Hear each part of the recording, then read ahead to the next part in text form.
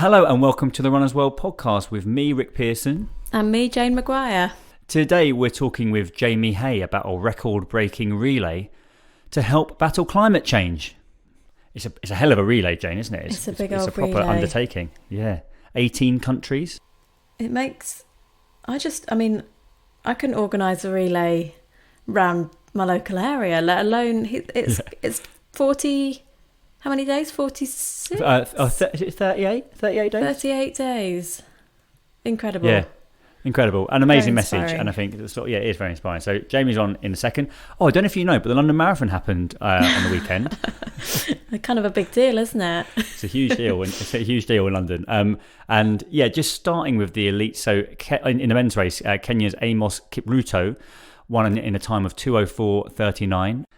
I think the more amazing story is probably in the women's race with Ethiopia's Yelemzef Yahalo, who backed up an incredible marathon debut earlier this year by blowing apart the field at mile 24 to win in a time of 2:17:25. And I think her mile at mile 24 something like 4 minutes 43. Just throwing that down. Just incredible. Insane, Incredible isn't it? running. And ex Runners World podcast guest Rose Harvey, number 10. Oh yeah. Number First 10 Brit. overall, wasn't she? But first Brit. Yeah, just an amazing story, that, isn't it? Just Like, great. just sort of amazing. Yeah, like I think her first marathons were like in 3 hours something. So obviously like a very good time, but like we're talking like, you know, somebody's gone from being a good club runner to being, Yeah. you know, one of the shining stars of British distance running. It's Just incredible. love her. Shows what can be done. Go and listen to her episode if you haven't, listeners. She's great. Yeah, she is great. You were out on the course, Jane. What did you see? I was at that mile just before mile 25. No, just around the mile 25 mark, where I feel like you enter a part of London that I've never been able to find again. Do you know what I mean? When you're coming up to Big Ben and then suddenly you're in Green Park and you're like, how did I get here? So I was at that bit, that part of the marathon where people really question what they're doing and why. But yeah, it was great. I haven't been to just cheer a marathon in a long time, and it was just I cried. I loved it. I loved every single second of it. But how about you? Where were you? I moved around a bit. So I had a bizarre start this morning. So I spoke with BBC Radio London on humble which brag. was nice, actually. Yeah. Oh, just me on the radio again. But it was on top of it was like on the Cutty Sark, like on the boat. Okay. Like on the main deck. So I was like up on the main deck. Oh, you were on the boat? I was actually on the boat. And it's an amazing view. Like you know, I had like sort of vantage point of looking down at like, because the runners like, it's around mile 6 or 7, isn't it? Yeah. And it goes round the boat. And I was like, oh, this is incredible. But then after about an hour, I was like, this is incredible, but I'm actually sort of on my own here. Oh, you were just you on the boat? Well, there was like the radio team, but I didn't really have any mates. So I was kind of I was like, as kind of quirky as this is, like the marathon happens on the streets. Do you know what I mean? In every sense, and I'm just sort of up here looking down. And so I left the ship. I left the ship at that point, and I went to mile 23, and it was quite funny because at mile 6, everyone running through Cutty Sark looks brilliant, right? And they're having the time of their life, and I was like, sign me up for a marathon. But I think you should almost have to go to mile 20 something before signing up for a marathon, because that shows you the reality of the race, where you're like, this is actually what the marathon becomes. So it's not all going to be like mile 6. So it was good to get both perspectives, I think. Yeah, just the best day. London on Marathon Day is something else, and hopefully in April. And Andy Dixon, he did all right, didn't he? Runners World Zone. Yeah, 3:33, I think that's what he went for. Pretty even splits. So yeah, I think he'll be pretty happy with that. And then Joe Mackey, who is a deputy editor, he ran Berlin and then he ran London on Sunday.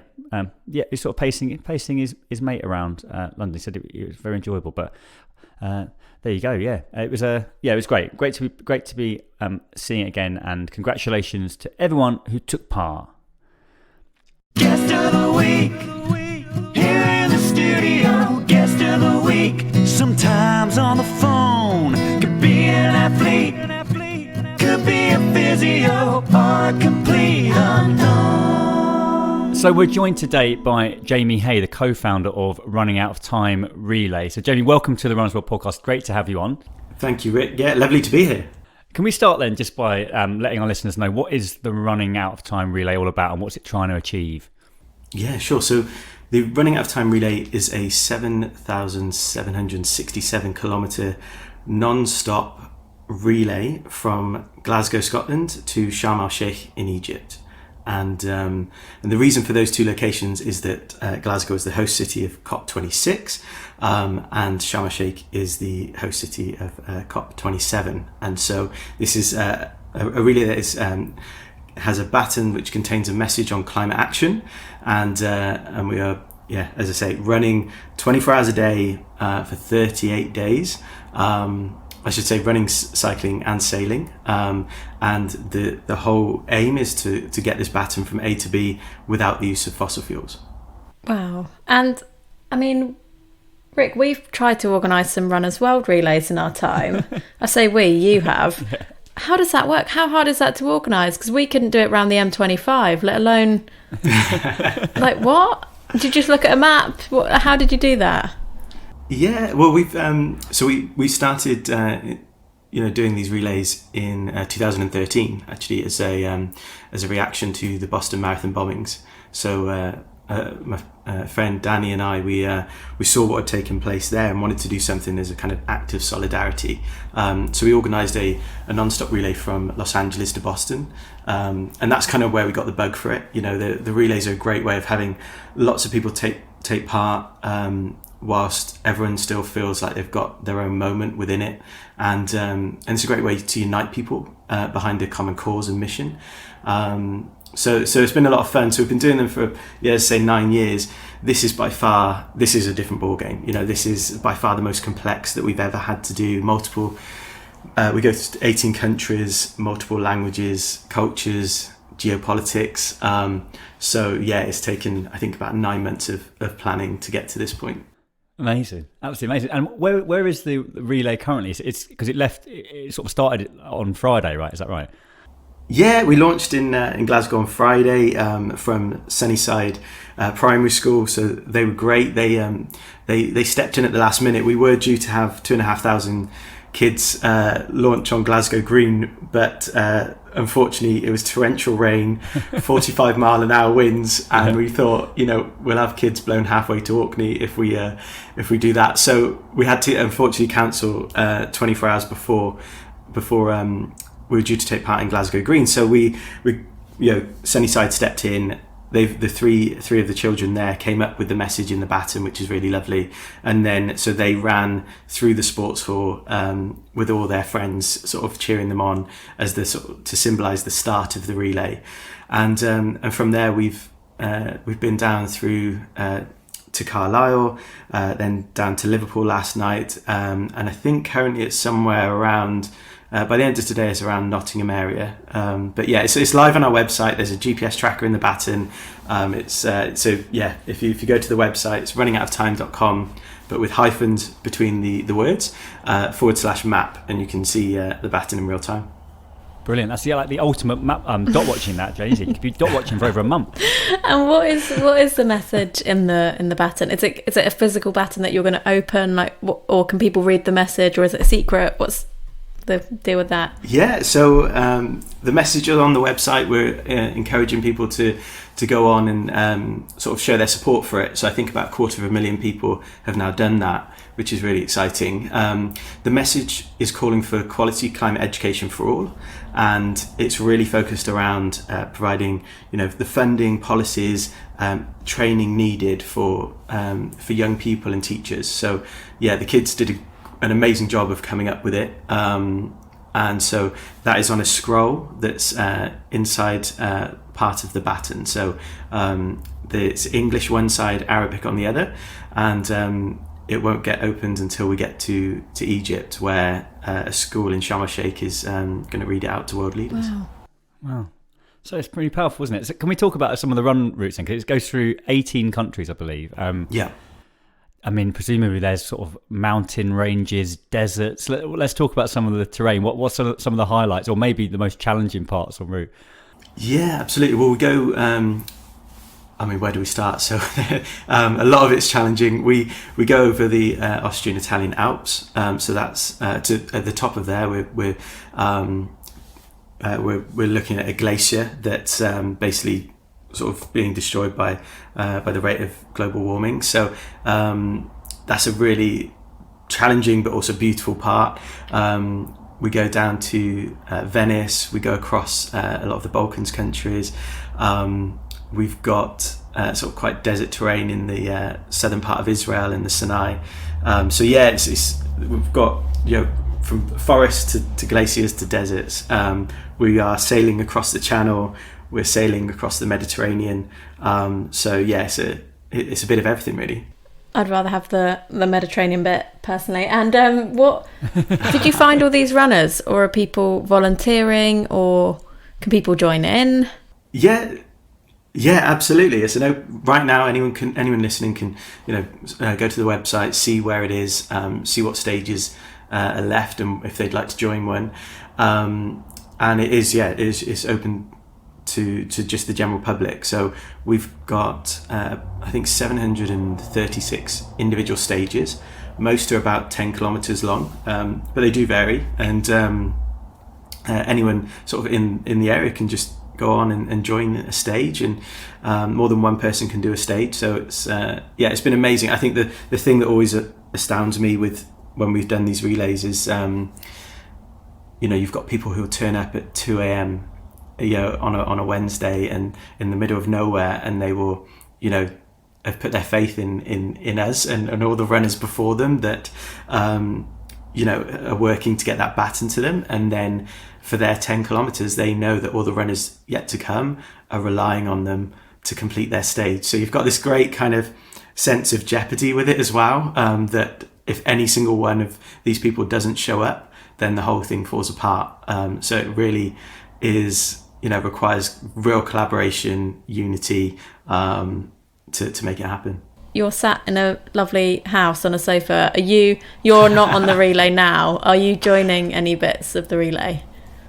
Yeah, so I was with it for the first few days. Then I came back home, and I'm running on Wednesday, and then rejoining it Friday, where we're in the Reading area, through to the Saturday and Sunday. So on Saturday the 8th we're in London, and then we run down to Dover. So yeah, joining bits and bobs. We've got a support crew that are a team of 4. They follow the entire thing.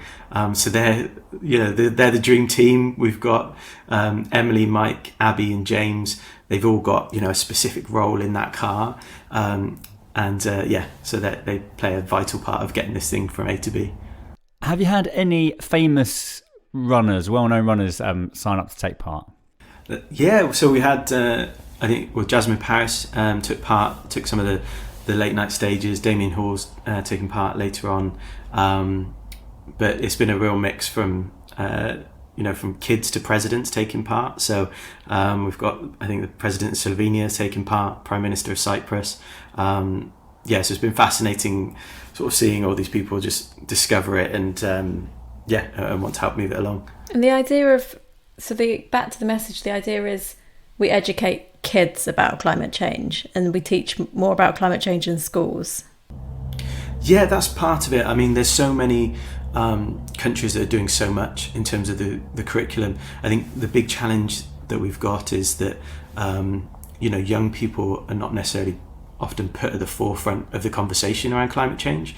So that's a really important aspect of it. Climate change is going to affect them more than anyone.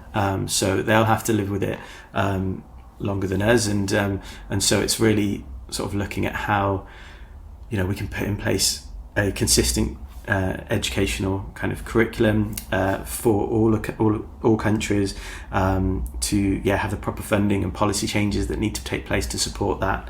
So one of the things that we're striving to do is, when we get to Egypt, we'll have visited hundreds of schools, we'll have we're visiting over 100 climate action projects along the way as well. So we're kind of celebrating all the work that these amazing people are doing and these amazing schools are doing, and then arriving in Egypt in a way that we're hoping world leaders can't ignore. This is a 38-day non-stop challenge where we've taken this message from Glasgow to Egypt, so that hopefully they will want to listen to it and respect what's been done, and then during COP we're showcasing it within the pavilions, and we've also got an event on the 14th of November, which one of our partners, FEE and UNESCO, are hosting. So they'll use the baton to kind of tell that story and hopefully get as many world leaders in that room as possible to make some real change happen. This is the Runner's World podcast.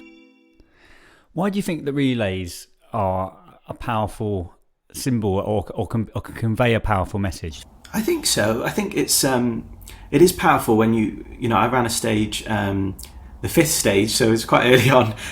But when you're running that stage, you kind of realise the weight of expectation on your shoulders. You're carrying this symbol that so many other people are waiting to hold, or so many people have put the literal sweat and tears into to getting it to you. And so you understand that people have run through the night to make sure this baton reaches your stage. And as I said earlier, it's kind of this feeling of togetherness and kind of unity that you're all kind of bonded by this thing in a weird way.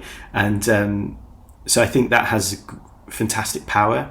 I love taking part in running events, but in them I'm sort of one of many. Whereas with this event, you do have that special moment where you are at the heart of it, which I think is really unique.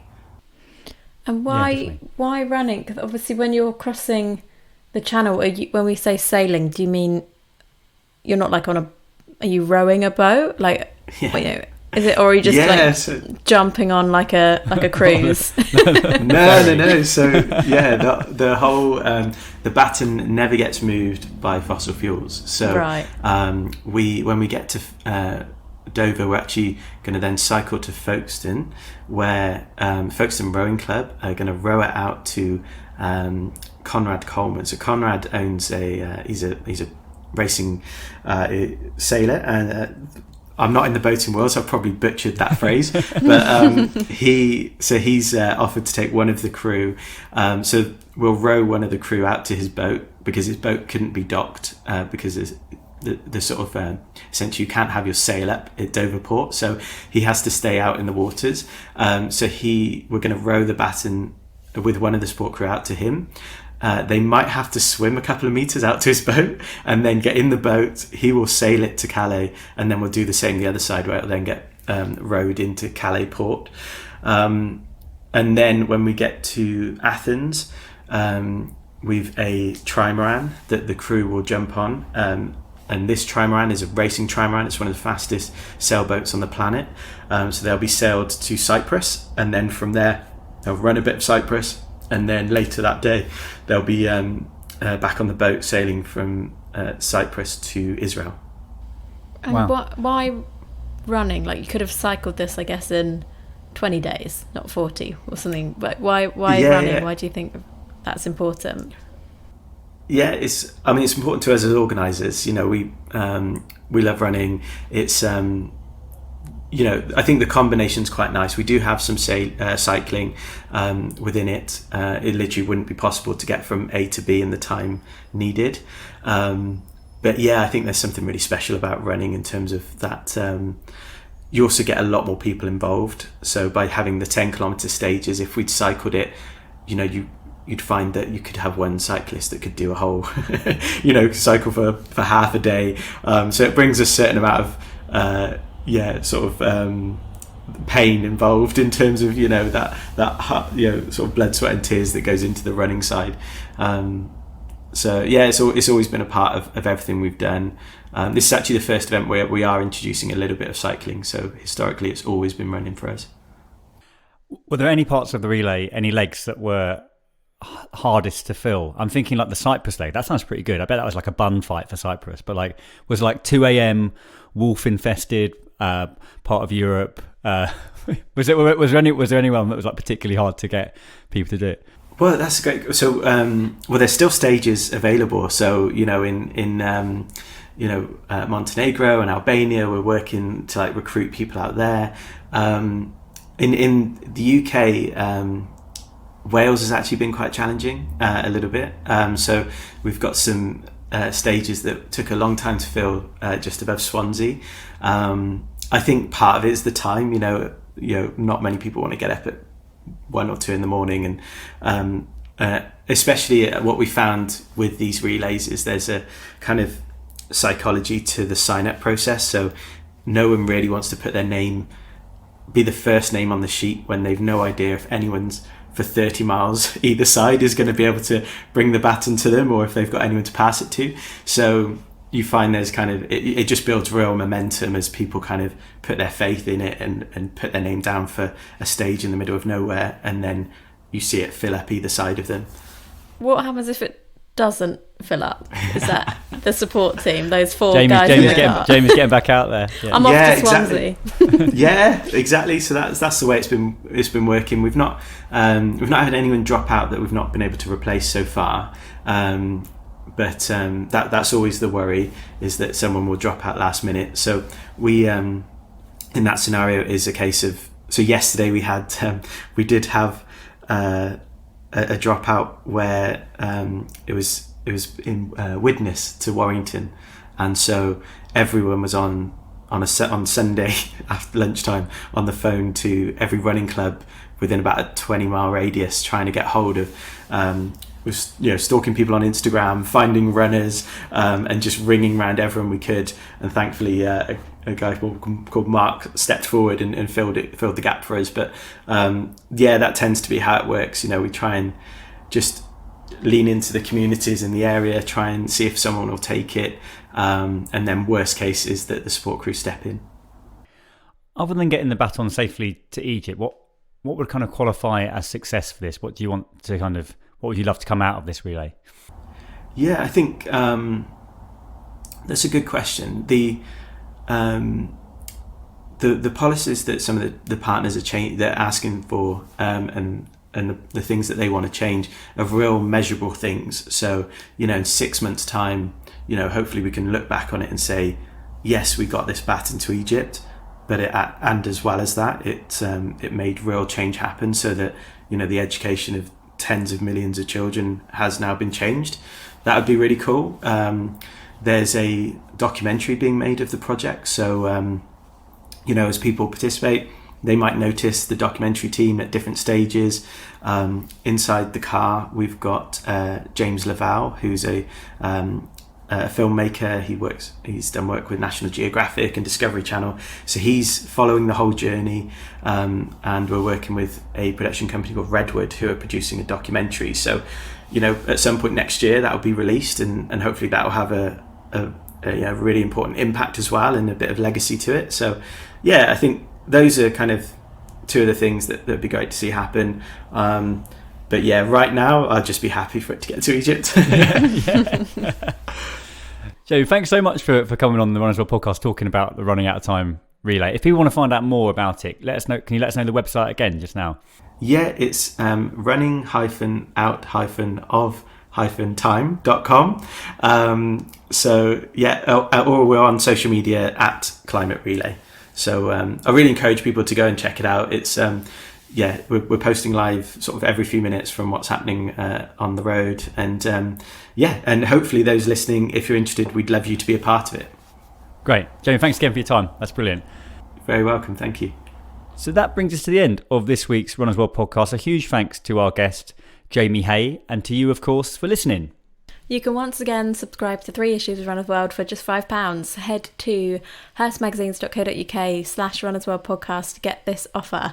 And don't forget, you can listen to the Runners World UK podcast on Acast, iTunes, all your favourite podcast apps. Just search Runners World UK and please do subscribe. Thank you for listening, and we'll see you again next week.